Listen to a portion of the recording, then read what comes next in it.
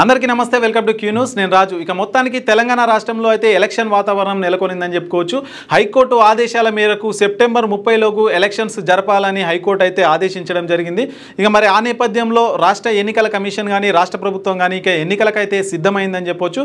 September 30లోపు అయితే గడువు విధించింది మరి హైకోర్టు. అప్పటిలోపు అయితే ఎలక్షన్స్ నిర్వహించాలి, మరి అదేవిధంగా ఫలితాలు కూడా వెల్లడించాలి అని హైకోర్టు చెప్పిన నేపథ్యంలో మరి ఇటు అలర్ట్ అయిన రాష్ట్ర ఎన్నికల కమిషన్, అటు రాష్ట్ర ప్రభుత్వం కానీ ఇక మొత్తానికైతే ఎన్నికలకు సిద్ధమైందని చెప్పుకోవచ్చు. ఇక చూసుకుంటే మొత్తం రాష్ట్రంలో ఉన్న ఎంపీటీసీ స్థానాలు, మరి సర్పంచ్ స్థానాలు, వార్డ్ మెంబర్ స్థానాలు, ఇవన్నీ జెడ్పీటీసీ స్థానాలు ఎన్ని ఉన్నాయని కూడా మొత్తం తీశారని చెప్పవచ్చు. ఇక మొత్తానికైతే ఎలక్షన్ నోటిఫికేషన్ విడుదల కావడమే ఆలస్యం అని చెప్పుకోవచ్చు. ఇక చూసుకుంటే మరి ముఖ్యంగా ఎవరైతే గ్రామాల్లో సర్పంచ్గా, ఎంపీటీసీగా, జెడ్పీటీసీలుగా పోటీ చేయదలుచుకుని ఉన్నారో ఇక వాళ్ళందరూ మాత్రం మరి పోటీ చేయడానికైతే రెడీగా ఉండాలని చెప్పుకోవచ్చు. ఇక చూసుకుంటే ఏదైతే గ్రామంలో సర్పంచ్కి పోటీ చేయదలుచుకున్న వాళ్ళు ఉన్నారో మరి వాళ్ళకి సర్పంచ్ పోటీ చేయడానికి ఎలాంటి అర్హతలు ఉండాలి, ఏంటి, మరి వాళ్ళ అధికారాలు ఏంటి, విధులు ఏంటి అని చాలా మందికి అయితే తెలియదు. మరి అవి తెలుసుకునే ప్రయత్నం చేద్దాం. ముఖ్యంగా ఈరోజు చూసుకుంటే సర్పంచ్ ఎలా ఎన్నుకుంటారు, మరి దానికి సంబంధించిన పూర్తి వివరాలు అయితే మనం ఒకసారి తెలుసుకుందాం. ఇక ముందుగా సర్పంచ్ అర్హతలు కనుక చూసుకుంటే సర్పంచ్కి 21 వయసు అయితే నిండి ఉండాలంటే 21 సంవత్సరాలు అయితే నిండి ఉండాలి. అదేవిధంగా మరి ఇద్దరు పిల్లల కంటే ఎక్కువ ఉండకూడదు. అంటే ఇద్దరు పిల్లల కంటే ఎక్కువగా ఉంటే మరి సర్పంచ్ పోటీకి అయితే అనర్హులు అని చెప్పుకోవచ్చు. ఒకవేళ ఇద్దరి కంటే ఎక్కువ ఉంటే మరి ఎలక్షన్ నోటిఫికేషన్ అయితే విడుదలయ్యే సమయానికి అయితే ఒక కట్ ఆఫ్ డేట్ అయితే నిర్ణయిస్తారు. మరి ఆ డేట్ నిర్ణయించిన సమయానికి ముగ్గురున్నా ఏం కాదు. మరి అది ఎట్లా తెలుస్తుందంటే మరి ఏదైతే నోటిఫికేషన్ విడుదలవుతుందో అప్పుడైతే తెలుస్తుంది. ఇక మొత్తానికైతే ఇద్దరి కంటే ఎక్కువగా ఉంటే మరి ఈ పోటీకి అనర్హులు అని చెప్పొచ్చు. ఇక ఓటరు నమోదు అంటే ఏదైతే మీరు గ్రామ పంచాయతీలో సర్పంచ్గా పోటీ చేయాలనుకున్నారో ఆ గ్రామంలో మాత్రం మీకు ఓటు హక్కు ఉండాలంటే మీ పేరు అందులో ఉండాలన్నమాట. సో అందులో ఉంటేనే మీరు అర్హతలు అని చెప్పుకోవచ్చు. ఇంకా మరి ఎవరైతే క్రిమినల్ కేసులు ఉంటాయో వాళ్ళ పైన క్రిమినల్ కేసు సంబంధించి ఏదైనా గొడవలే పోలీస్ స్టేషన్కి వెళ్ళి ఎఫ్ఐఆర్లు, క్రిమినల్ కేసులు అయి మరి దోషులుగా ఉంటారో వాళ్ళు మాత్రం అనర్హులు అని చెప్పుకోవచ్చు.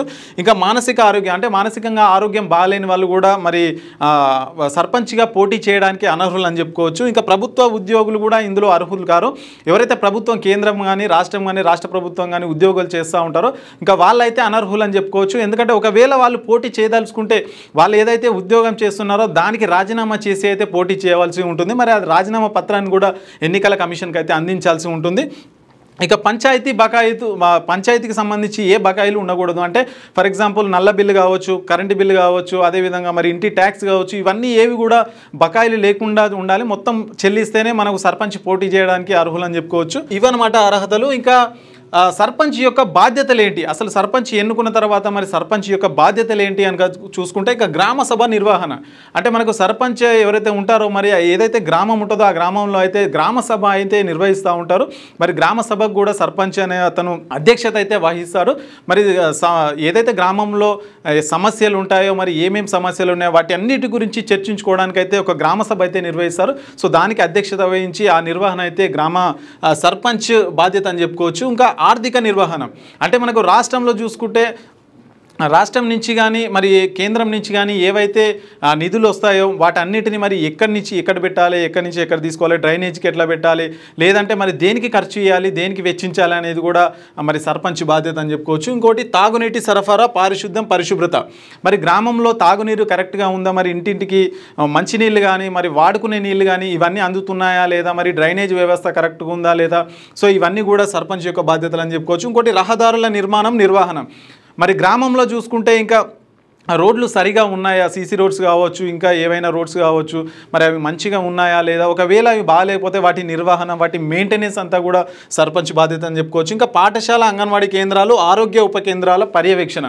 మరి గ్రామంలో స్కూల్స్ ఉంటాయి, మరి అంగన్వాడీ కేంద్రాలు ఉంటాయి, ఉప కేంద్రాలు ఉంటాయి, ఆరోగ్యానికి సంబంధించిన హాస్పిటల్స్, ప్రాథమిక ఆరోగ్య కేంద్రాలు ఉంటాయి. వీటన్నిటిని కూడా పర్యవేక్షించాల్సి ఉంటుంది అన్నమాట. అక్కడ ఎలాంటి మౌలిక సదుపాయాలు అందుతున్నాయి, మరి స్కూల్స్లో కావచ్చు, పిల్లలకు ఏ విధంగా మధ్యాహ్నం భోజనం పెడుతున్నారు, మరి అంగన్వాడీలో చిన్న పిల్లలకు ఏ విధంగా మరి ఫుడ్ కానీ ఇంకా ఏదైనా సౌకర్యాలు ఎట్లా కల్పిస్తున్నారని మరి సర్పంచ్ మొత్తం చూసుకోవాల్సిన బాధ్యత అయితే ఉంటుంది.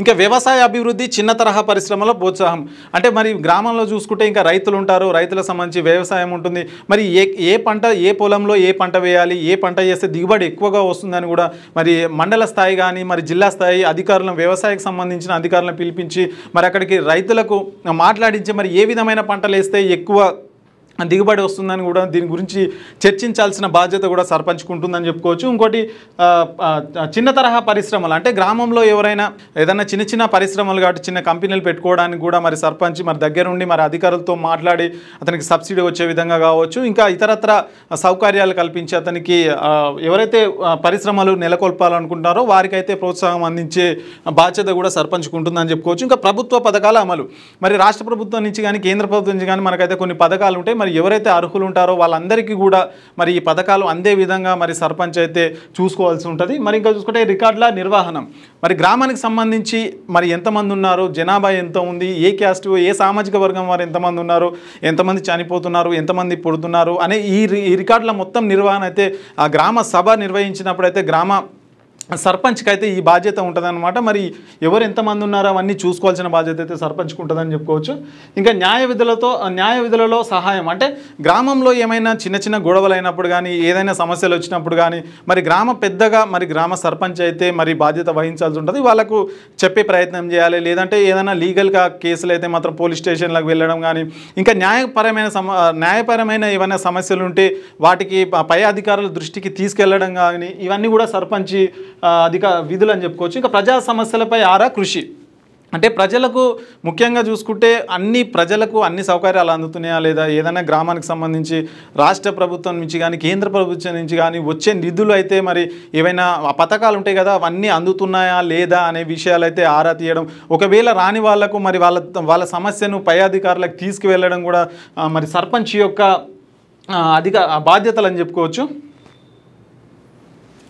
సో ఇంకా చూసుకుంటే సర్పంచ్ అంటే ఎవరు అంటే ఇవన్నీ చూసుకున్నాం. మరి ఇప్పుడు ఎన్నిక చూసుకున్నాము, లేదంటే సర్పంచ్ ఎట్లా ఎన్నుకోవాలని చూసుకున్నాము, సర్పంచ్ బాధ్యతలు చూసుకున్నాం. ఇప్పుడు సర్పంచ్ ఎవరు అని చూద్దాం. సర్పంచ్ ఎవరు అని చూస్తే గ్రామ పౌరుడు అనమాట, గ్రామ ప్రథమ పౌరుడు అంటే మొట్టమొదటి పౌరుడు అనమాట. అంటే ఇప్పుడు మన రాష్ట్రానికి ఎవరైతే ముఖ్యమంత్రి హెడ్గా ఉంటారో మరి దేశానికి సంబంధించి మరి రాష్ట్రపతి ఎవరైతే ఉంటారో గ్రామానికి సంబంధించి కూడా సర్పంచ్ అనే వ్యక్తి ప్రథమ పౌరుడు అనమాట. సో వీళ్ళు ప్రజాస్వామ్య ప్రతినిధి అంటే ప్రజల చేత ప్రత్యక్షంగా ఎన్నుకున్న ప్రతినిధి అనమాట ఈ సర్పంచ్.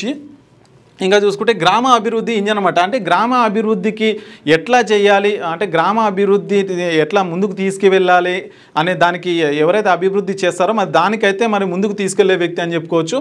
ఇంకా నిధుల వినియోగం ఏవైతే రాష్ట్ర ప్రభుత్వానికి సంబంధించి కానీ కేంద్ర ప్రభుత్వానికి సంబంధించిన కానీ నిధులు వస్తూ ఉంటాయి కదా వాటి అన్నిటినీ ఎక్కడ పెట్టాలి, లేదంటే గ్రామంలో ఎలాంటి సమస్యలు ఉన్నాయి, ఎలాంటి సమస్యలకు తీసుకెళ్తే ఇంకా ముందుకెళ్తామని కూడా మొత్తం సర్పంచ్ చూసుకోవాలి. ఇంకా సామాజిక న్యాయం అంటే గ్రామంలో సర్పంచ్ అనే వ్యక్తి ఒక ప్రథమ పౌరుడు కాబట్టి అన్నీ అతడే చూసుకోవాల్సి ఉంటుంది. సామాజిక న్యాయం అంటే క్యాస్ట్తో సంబంధం లేకుండా ఈ క్యాస్ట్ అని సంబంధం లేకుండా అందరినీ ఎవరికి ఏ సమస్యలు ఉన్నా కానీ కరెక్ట్గా చూసుకునే వ్యక్తి అని చెప్పుకోవచ్చు. ఇంకా జవాబుదారీతనం అనమాట అంటే రెస్పాన్సిబిలిటీ పర్సన్ అంటే 5 సంవత్సరాలకు సర్పంచ్గా ఎవరైతే ఎన్నుకుంటారో మరి ఎవరికి సమస్యలు వచ్చినా సర్పంచ్ దగ్గరికి అయితే వస్తారో అక్కడ మంచి అయినా చెడైనా సర్పంచ్కి అంటే ఇండైరెక్ట్గా సర్పంచ్ జవాబుదారం అంటే రెస్పాన్సిబిలిటీ వహిస్తారనమాట. సో ప్రజలకు ఏ సమస్యలు ఉన్నా సర్పంచ్ అయితే చెప్పాల్సి ఉంటుంది. సర్పంచ్ దాన్ని ప్రజల పై అధికారుల దృష్టికి అయితే తీసుకెళ్ళి మరి దాన్ని పరిష్కారం దిశగా కూడా తీసుకెళ్తాడని చెప్పొచ్చు. మరి 5 సంవత్సరాలు ప్రజలకైతే మరి రెస్పాన్సిబిలిటీగా ఉంటాడని చెప్పుకోవచ్చు. ఇక చివరిగా చూసుకుంటే సర్పంచ్ని ఎవరు తొలగిస్తారని చూస్తే సర్పంచ్ పైన అవిశ్వాస తీర్మానం పెట్టే అవకాశం అయితే లేదు.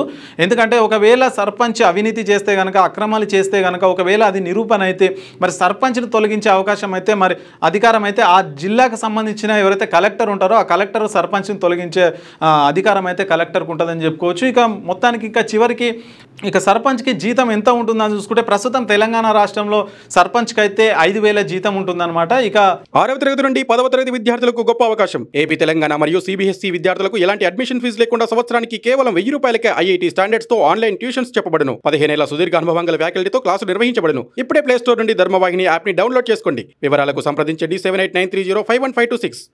లేటెస్ట్ న్యూస్ తెలుగు మరియు ఇంగ్లీష్ అప్డేట్స్ కోసం ఇప్పుడే క్యూన్యూస్ అఫీషియల్ యాప్ ని ప్లే స్టోర్ నుండి డౌన్లోడ్ చేసుకోండి. సరికొత్త సమాచారాల కోసం క్యూన్యూస్ వెబ్సైట్ ని ఫాలో అవ్వండి. ఛానల్లో ప్రాంతీయ, జాతీయ, అంతర్జాతీయ వార్తలు వీక్షించండి. లైక్ చేయండి.